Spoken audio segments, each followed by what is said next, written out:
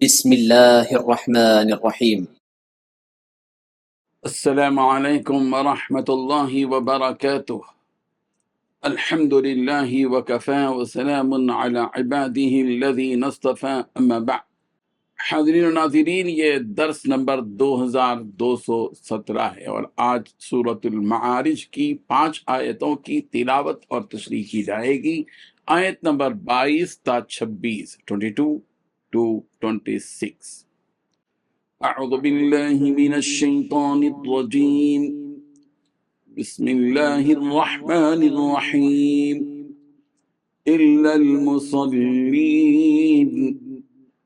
الذین هم علی صلاتهم دائمون والذین فی اموالهم حق معلوم للسائل والمحروم والذین یصدقون بیوم الدین صدق اللہ العظیم۔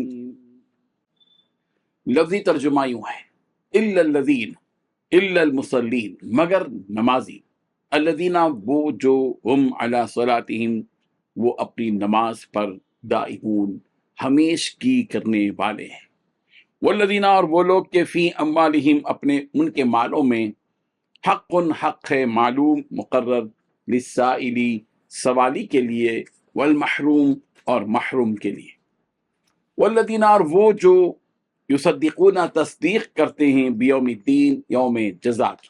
ترجمہ یوں ہے، مگر وہ نمازی ایسے نہیں ہیں جو اپنی نماز کی ہمیشہ پابندی کرتے ہیں، جن کے مال و دولت میں ایک متعین حق ہے، سوالی اور بے سوالی کا، اور جو روز جزا کو برحق مانتے ہیں۔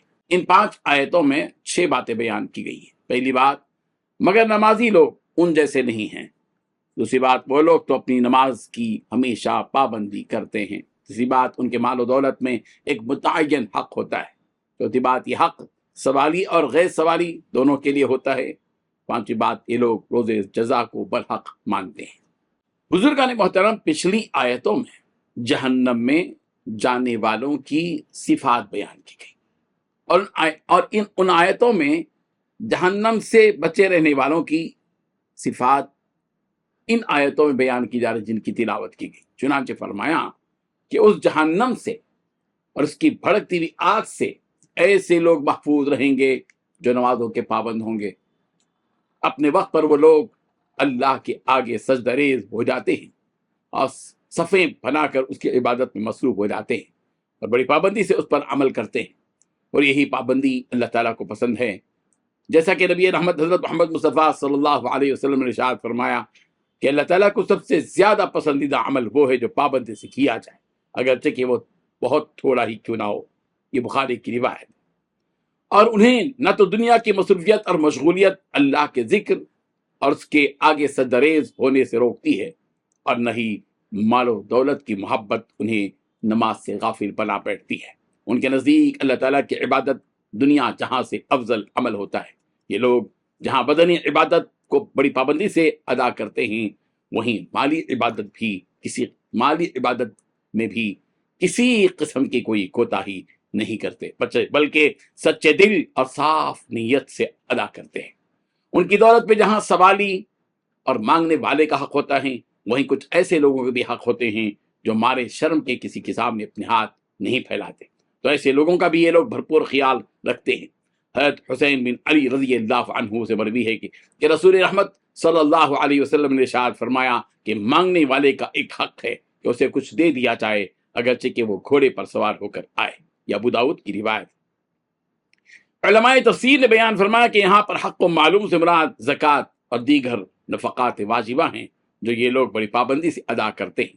لہذا بدنی عبادت کے ساتھ ساتھ مالی عبادت کا ادا کرنا بھی بہت ضروری ہے کہ اگر آدمی ان دونوں میں سے کسی ایک کو بھی ترک کر دے تو وہ بھی اللہ تعالیٰ کے قرب اور اس کی مغفرت پا نہیں سکتا۔